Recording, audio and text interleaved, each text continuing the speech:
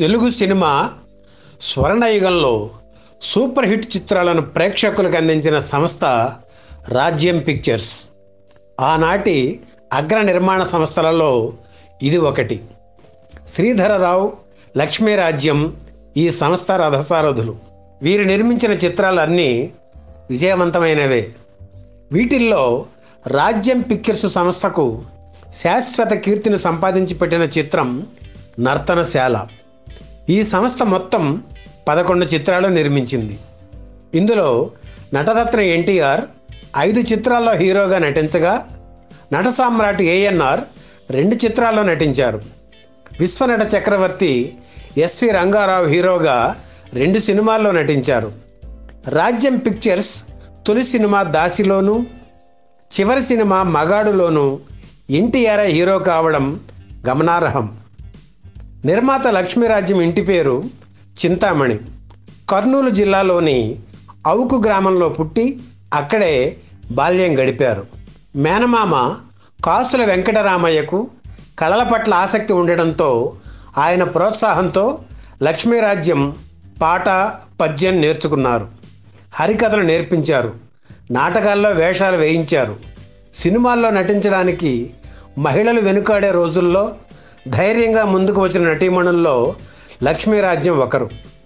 1935లో వచ్చిన శ్రీకృష్ణ తులాభారం చిత్రంలో ఆమె తొలిసారిగా నటించారు. శ్రీకృష్ణ లీలలు, మాయాబజార్, అమ్మ తదితర చిత్రాల్లో ఆమె నటించారు. తెనాలిలో ఉంటూ సినిమా అవకాశం వచ్చినప్పుడల్లా మద్రాస్ వెళ్ళి నటించి వచ్చేవారు. ఇల్లాలు చిత్రంలో నటించే సమయానికి లక్ష్మీరాజ్యంకు 15 సంవత్సరాల వయస్సు. బక్కపలచగా ఉండేవారు. అందుకే కొంచెం ఒళ్ళు చేయడానికి 3 నెలల టైం ఇచ్చారు దర్శక నిర్మాత గూడవల్లి రామబ్రహ్మం. ఆ చిత్రంలో టెన్నిస్ ఆడాల్సిన సన్నివేశాలు ఉన్నాయి కనుక లక్ష్మీరాజ్యంకు టెన్నిస్ నేర్పించారు. ఇల్లాలు చిత్రంలో కాంచనమాల హీరోయిన్గా, లక్ష్మీరాజ్యం సెకండ్ హీరోయిన్గా నటించారు. ఇల్లాలు చిత్రం ఆమె నట జీవితాన్ని మలుపు తిప్పింది. వాస్తవానికి మాలపిల్ల చిత్రంలో ఒక వేషానికి రామబ్రహ్మం లక్ష్మీరాజ్యంని పిలిపించారు. అది కుదరలేదు. ఆ తర్వాత ఇల్లాలు చిత్రంలో హీరోయిన్ వేషానికి పిలిపించారు. అయితే హీరోయిన్ వేషం తనే వేస్తానని కాంచనమాల పట్టుబట్టడంతో అప్పుడు ఆధునిక భావాలు కలిగిన సెకండ్ హీరోయిన్ వేషం లక్ష్మీరాజ్యంకి ఇచ్చారు. యుద్ధం జరిగే రోజుల్లో వార్ ఫండ్ కోసం నటుడు బందా కనకలింగేశ్వరరావుతో కలిసి చింతామణి, వీరాభిమన్యు, తులాభారం, చిత్రనళినీయం వంటి నాటకాలు ప్రదర్శించేవారు. మొత్తం 30 రోజుల పాటు 30 నాటకాలు ప్రదర్శిస్తే అందులో 20 నాటకాలు లక్ష్మీరాజ్యం బృందానివే. ఇల్లాలు చిత్రం లక్ష్మీరాజ్యం నట జీవితాన్ని మలుపు తిప్పింది. ఆ చిత్రంతో ఆమె హీరోయిన్గా ఎదిగి పేరు తెచ్చుకున్నారు.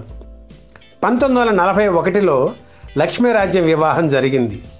తెనాలిలో రెవెన్యూ ఇన్స్పెక్టర్గా పనిచేసే శ్రీధరరావు ఆమె భర్త.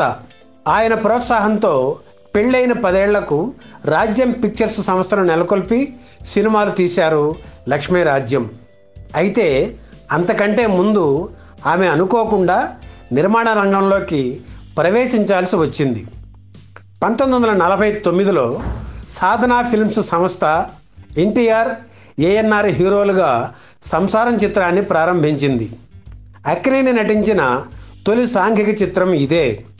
ఇందులో లక్ష్మీరాజ్యం హీరోయిన్. 6 రీళ్లు తయారైన తర్వాత ఆ చిత్రం ఆర్థిక కారణాల వల్ల ఆగిపోతే లక్ష్మీరాజ్యం, శ్రీధరరావు ముందుకు వచ్చి ఆ చిత్రాన్ని పూర్తి చేశారు. సంసారం చిత్రం పెద్ద హిట్. ఘంటసాల పాడిన టైటిల్ సాంగ్ సంసారం సంసారం నవజీవన సారం అందరి నోళ్లలో నానింది. ఆ తర్వాత రాజ్యం పిక్చర్స్ సంస్థను ప్రారంభించి మంచి కథలను ఎన్నుకొని ప్రణాళికాబద్ధంగా చిత్రాలు నిర్మించి అగ్రగామిగా ఆ సంస్థను తీర్చిదిద్దారు లక్ష్మీరాజ్యం, శ్రీధరరావు దంపతులు. ఈ సంస్థ తొలి చిత్రం దాసిలో ఎన్టీఆర్ హీరో. 1952లో వచ్చిన ఈ చిత్రంలో లక్ష్మీరాజ్యం హీరోయిన్. ఈ సినిమా కూడా హిట్టే. దాసి చిత్రంలో జట్కా బండివాడి వేషం వేశారు ఎన్టీఆర్. బీడీలు తాగే పద్ధతి నేర్చుకోవడానికి ఇంటికి ఓ బీడీ కట్ట తెప్పించుకున్నారు ఎన్టీఆర్. జట్కా వాళ్ళు బీడీలు ఎలా తాగుతారో ప్రాక్టీస్ చేశారు ఎన్టీఆర్. ఆ తర్వాత ఎస్వీఆర్తో హరిశ్చంద్ర, శ్రీకృష్ణలీలలు చిత్రాలు నిర్మించారు. అనంతరం ఎన్టీఆర్తో నిర్మించిన నర్తనశాల చిత్రం తెలుగు చిత్ర పరిశ్రమకే గర్వకారణంగా నిలిచింది.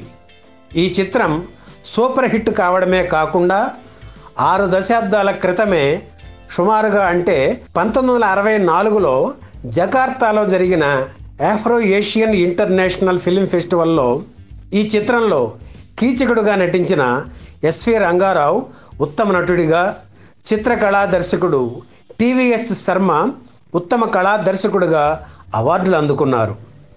నర్తనశాల చిత్రం తర్వాత ఎన్టీఆర్తో శకుంతల చిత్రాన్ని నిర్మించారు లక్ష్మీరాజ్యం. బి సరోజాదేవి హీరోయిన్గా నటించిన ఈ చిత్రం అంతగా ఆడలేదు. లక్ష్మీరాజ్యం పట్టిందల్లా బంగారం అనేవారు ఆ రోజుల్లో.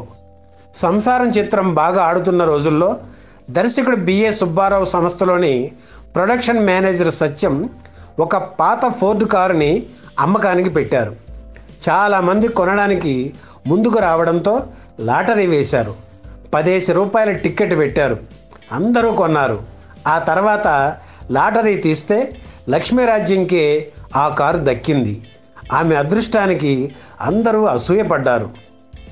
నర్తనశాల చిత్రం సక్సెస్ తర్వాత తెనాలిలో రాజ్యం పిక్చర్స్ ప్యాలెస్ పేరుతో సినిమా థియేటర్ నిర్మించారు లక్ష్మీరాజ్యం. తన సొంత ఊరు అవుకులో హై స్కూల్ నెలకొల్పారు.